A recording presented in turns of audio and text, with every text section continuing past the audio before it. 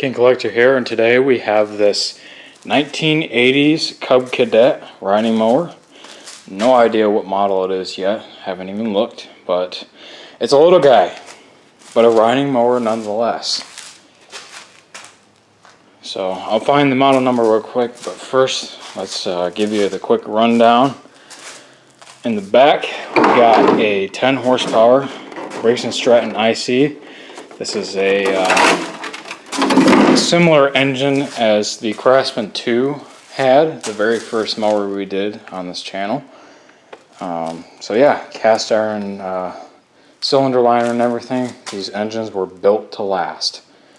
It's got electric start. I'm surprised it doesn't have a pull start option on it. Usually these small ones did, but well, not in this case. And it does run.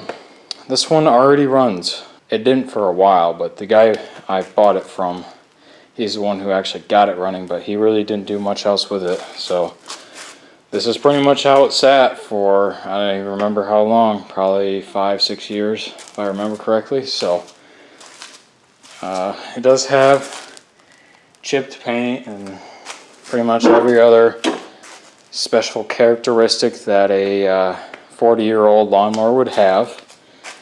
The battery is up here because the battery tray is a small one. No idea why, but well, the guy I bought it from got a brand new battery and ended up not fitting. So we will not be using that one, but we will have a spare battery lying around when we're done with it. So that's a bonus. And other than that, I got a low tire right here and a completely de-beaded tire right there. So yeah, it does still need a little bit of work, but it's nothing we can't handle. So without further ado, let's get started. Oh yeah, it came with a free ratchet strap too, which these things aren't particularly cheap, so that's another nice bonus. Oh yeah, I picked it up for $100 by the way, which, you know, being a running lawnmower, that's a pretty fair price. And the deck is rock solid on this thing too, so that's another huge win for me. Let's just get this ratchet strap off here. It is missing the hooks on it for some reason, no idea why, but I can make that work. Then we'll I'll actually show you it running first before we take that battery off. It's pretty small, especially for me, but it'll work just fine for someone in the suburban areas. So this thing fires right up, not even needing choke. There you go.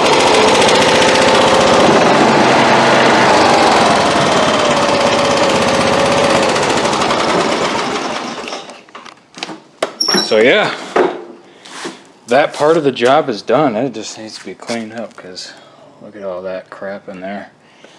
Nothing the power washer and a quick time lapse can't help. So let's get started on this thing. Okay, so I got that tire back on the bead and it's holding there, so I don't think I'm gonna put any tubes in it. This one's holding there pretty good too. So honestly, I think I'm gonna leave it. So adjusted the air screw on the carburetor just a little bit to kind of get rid of the skipping problem that it had, and still does it a little bit, but I'm not really too worried about it. It's 30 years old anyway. So anyways, there's another thing we need to fix on it, and that is the lift rod thing in there is it fell off, so we need to get a pin for it and get it back on there. So we'll do that real quick, and I guess we'll bring this thing out and clean it up, see what it actually looks like under all this dirt.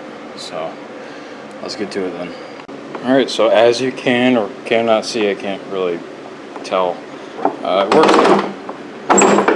It was just kind of, you know, tilting this way when I'd put the lever up, but now obviously it works. So I guess I can try and cut some grass with it now and see what it does. I have no idea what the condition of the spindles are or anything.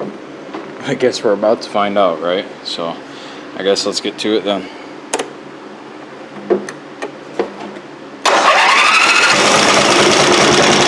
Starts off quick. Very slow.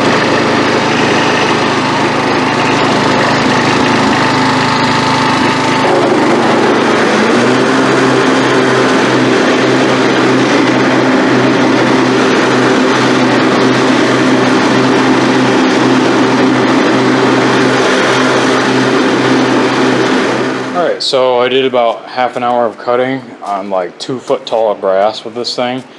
So mechanically it is sound. It barely even stalled. I mean, it did a couple times, but I think it was because I ran over some dirt. So other than that, it's good to go. I mean, I don't really see any issues other than that stupid battery. That's gonna need to get changed, because something like that really devalues the entire mower. So we need to get a proper battery for it and put it where it belongs, under the seat. So I guess we can do that real quick.